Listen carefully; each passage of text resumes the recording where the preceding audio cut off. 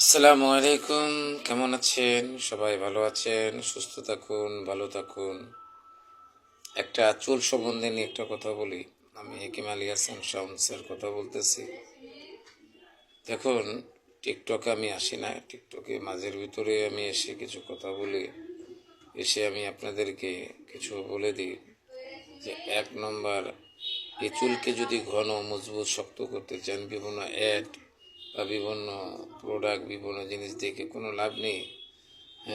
যে আপনারা মেহেদি পাতা নেবেন, তারপরে মেথি নেবেন, আমলকি নেবেন, এই ৩টা একত্র করে আদা বাটা করে এটাকে অল্প উষ্ণ গরম করে মাথায় লাগাবেন পরপর ১৫ দিন।